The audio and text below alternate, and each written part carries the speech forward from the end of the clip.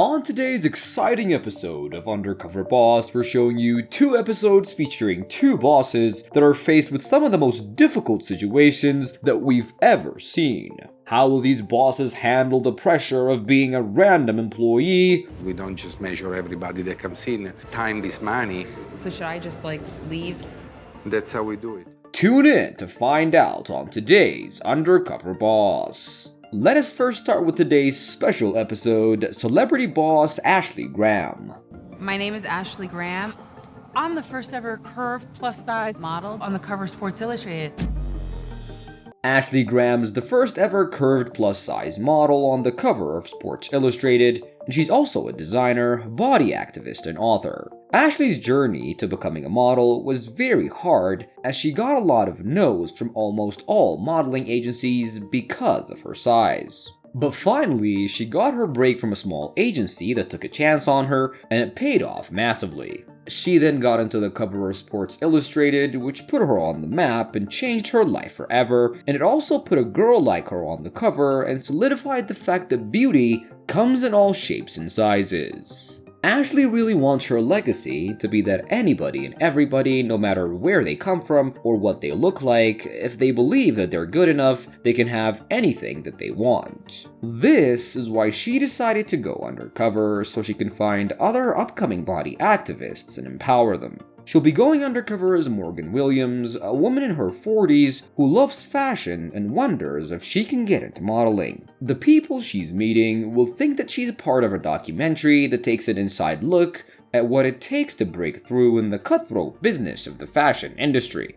For her first day, Ashley travels to Miami, Florida, and she meets up with Alexa, who was getting ready for a calendar shoot.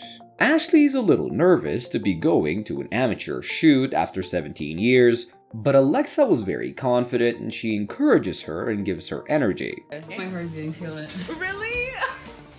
You've never done any kind of modeling? Never? You can rock it, I can rock it, anybody can rock it.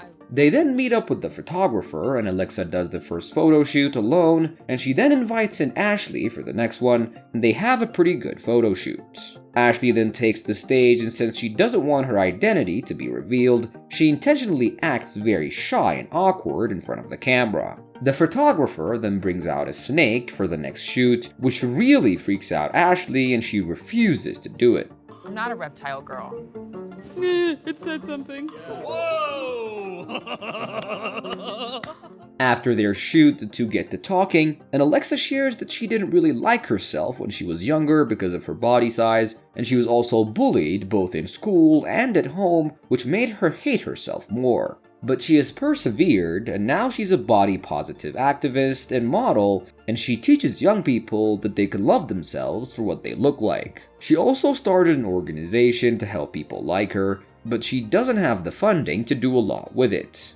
The next day, Ashley was still in Miami, and she drives to a modeling agency to meet an aspiring model named Heli. Ashley finds Heli in the waiting room, and they see that they are the only 2 plus-size models there. As they wait for the manager, the two get to talking and they hit it off instantly, and Ashley even learns that Heli was inspired by her to become confident in herself and start modeling. The talent agent then invites them in and she asks Ashley about her height and weight, and Ashley didn't have the full answer, so the talent agent then goes to get a measuring tape, but the manager stops her and tells her that she doesn't need to do that because they're not looking for people that look like Ashley. Ashley then confronts the manager and asks him directly, and he informs her that she doesn't fit the profile that they're looking for and tells her to leave.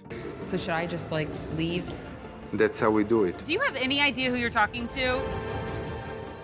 Ashley gets very angry with his statement and attitude, but she didn't want to blow her cover, so she just leaves with Heli. Ashley and Heli then grab a coffee and talk about the struggles of being a plus-size model, and Heli says that she doesn't give up because if she does, the next generation will also go through the same problem. We have a personal responsibility to do this for girls our size and for our daughters. Heli also reveals that she was an immigrant from Afghanistan who arrived in the country when the 9/11 attacks happened. This led to excessive bullying in her school, and she was even given the nickname Terry, short for terrorist. The next day, Ashley drives to a dance studio to meet up with Lizzy, and Lizzy was a plus-size dance teacher who went viral after posting a video of her dancing. They first start by learning ballet, and for the next hour, we see Ashley struggling with it, and Lizzy notes Ashley probably won't become a professional dancer, but she's glad that Ashley's doing this and being confident. Could do dance and just want to do it for fun. Morgan kind of just seemed like she wanted just to try it for fun.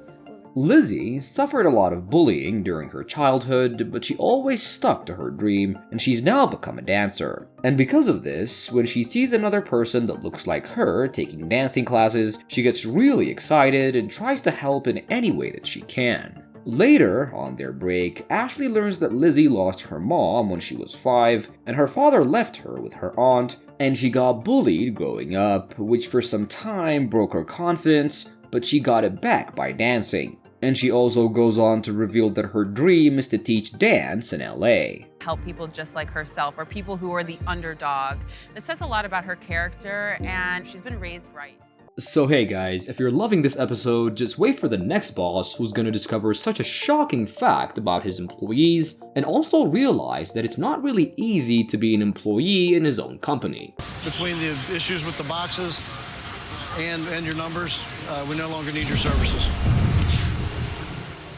But for now, back to the episode at hand. So finally, Ashley's undercover time has come to an end, and she's set up a fashion walkout stage to reveal her true identity. Everyone was shocked as she takes off her disguise during her catwalk and reveals her true identity, and they all cheer her on. She then invites Alexa to her office and tells her that she was inspired by her body positivity work, and she also thanks her for helping people with her organization and offers her to help her with that, and she gives her $10,000 for the organization and another $10,000 to promote it so she can reach more people. She then tells her she was impressed with her confidence during the photo shoot and gives her a photo shoot with a world-renowned photographer. Is making it all happen for me right now. I hope you know that you've just changed a lot of lives. I do. Including mine. Next in was Lizzy and her aunt, and Ashley starts off by saying that she was impressed by her dancing and that she loved her confidence. She then gives her $5,000 for her dance classes and another $5,000 so she can visit LA. Ashley then thanks Lizzy's aunt for raising a good person and for sticking by her, and offers to pay for Lizzy's college tuition, removing a huge burden from her aunt. Thank you for inspiring me and being who you are.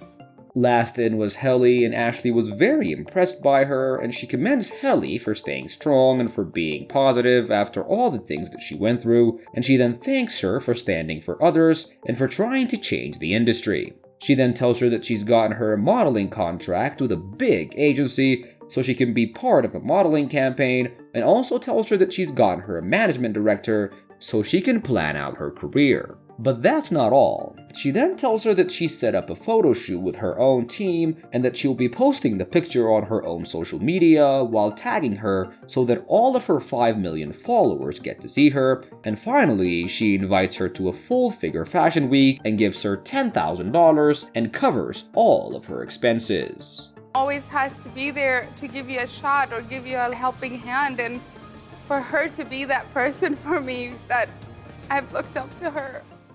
Let us now follow our next boss, the founder and CEO of GSI Commerce, Mike. I'm Michael Rubin. I'm the founder and CEO of GSI Commerce, and this is my creation. GSI Commerce is one of the largest e-commerce businesses in the world. They handle merchandising and shipping for other companies as well, and they also work with organizations like the NFL and MLB. GSI basically does everything from creating the website to delivering the products to the customers. Mike loved this business since he was very young, and when he was just 8 years old, he started his own small business, which was selling stationery door to door in his neighborhood. By the time he was 21, he already had a business that was making $100 million a year. Being the founder and CEO of GSI, Mike is always busy, and he's very obsessed with doing everything perfectly and growing the company even more, so he doesn't have much time to spend with his family.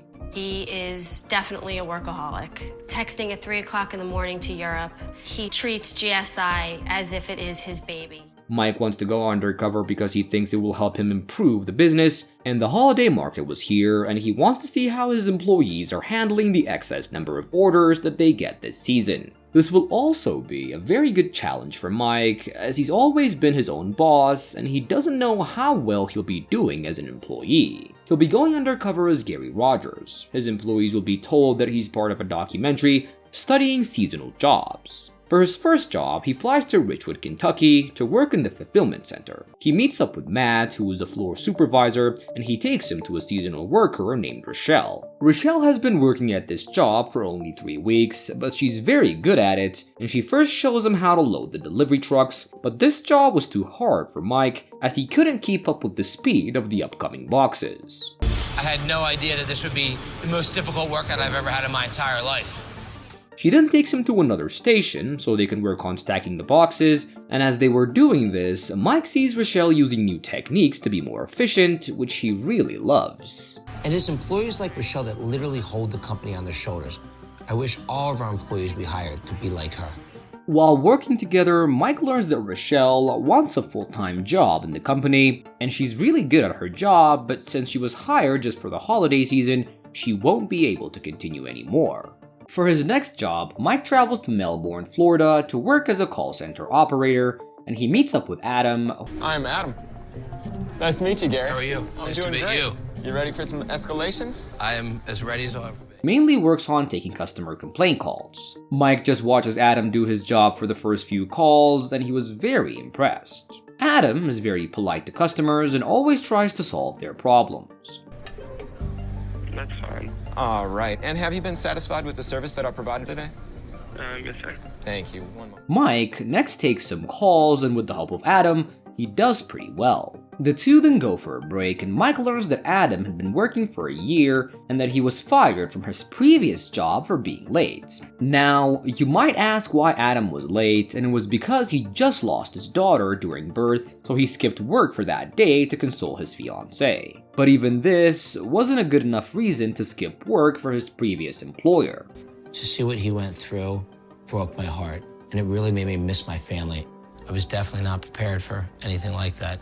After their break, Mike goes to work with another employee named Danielle, and being confident in his ability, Adam takes the next call, but this call doesn't go great, as this time the customer was not taking his offer. Adam tries everything he can, but he couldn't convince the customer, and Danielle then gets frustrated and takes over the call. She then immediately gets into a fierce argument with the customer, which really upsets Mike, as this is not the way to talk to a customer that was having a problem. Elizabeth, you're not letting me talk.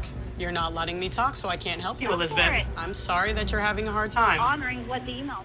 Adam thinks about blowing his cover right on the spot, but before he can do anything, the call ends with the customer, as the customer just hung up the phone out of frustration. Adam then goes outside to let out his frustration and calms himself down. Danielle was the opposite of Adam, and her only goal was just to win the argument instead of helping the customer out and fixing their problem, which is technically her job.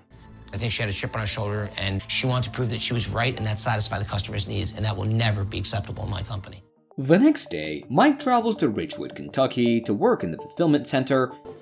I'm back at the Richwood Fulfillment Center to work as a single-line packer. And he meets up with Supervisor Greg, and he hands him over to Shannon. Shannon then teaches him to pack the boxes properly, and Mike tries his best to follow her lead, but he was too slow and only does half of the required boxes. You're sitting about 40 for this hour? Don't panic yet. But we do need to make sure we're heading towards the 90 and improving each hour. On their break, Mike learns Shannon works 7 days a week to raise her 2 boys, but as she's a single mom, she struggles to support them financially. They then go start their next shift, and this time, Mike was motivated to improve his speed, but as he gets ready to do his job, Gary returns with Mike's previously packed boxes, and he tells Mike that the boxes had multiple errors, meaning that they have to be redone, and he then tells him that he's not good enough for the job, and fires him on the spot. We no longer need your services. Nothing I can do. No. Mike is shocked that he got fired for the first time ever, but he understands that he didn't do his job well, and he thanks Shannon before leaving. For his last job, he travels to Louisville, Kentucky to work in another fulfillment center, and Mike was now determined to not get fired again, and he actually does a pretty good job. He meets up with Cameron, and he first takes him to the warehouse and shows him where the boxes are located, and Cameron then shows him how to pick out the boxes and fulfill the orders, and Mike was very impressed with how well Cameron does his job. Everything that's gone wrong in his life, and how he just turns every negative into a positive. I mean, there's no other words to describe it than amazing. And later, Cameron starts the competition on who can fulfill the most orders, which unsurprisingly, Cameron himself wins, but Mike gets to have fun too, and they do the job well. You're done, so it's nice working with you. Great working with you. Thank you. And see you later. And finally, Mike's undercover time has come to an end, and he invites his employees to his office to reveal his true identity. First in was Rochelle, and he tells her he was impressed with her work and offers her a full-time job at the company, which comes with a raise and full benefits. I think I've got a pretty good chance at GSI of moving up and being a part of something that's absolutely wonderful. Next in was Cameron, and he tells him that he was impressed by his work ethic and that he admires his dedication to raising his daughter well, and he then gives him a $1,000 gift card for his daughter's Christmas gift, and he offers him a management training program so Cameron can grow within the company. What just happened in here was unbelievable. To have him do this for me, I couldn't thank him enough. Next in was Shannon, and he tells her that she was a great worker and gives her $5,000 as a bonus so she can spend it on her kids. Listening and then stepping up and doing something about something I care about. It's pretty amazing. After that was Danielle, and Mike confronts her about her attitude, and Danielle tries to defend herself by saying that she was just at the job for a few weeks and apologizes for her behavior, and Mike decides to give her one last chance, which she accepts. And get to learn from the experience and hopefully improve next time so the next customer doesn't have to hang up really angry. Lastly, it was Adam, and Mike was very happy with him, so he gives him $10,000 so he can finally get married to his fiancée. It really goes to show you a positive attitude really will bring good things to your life, and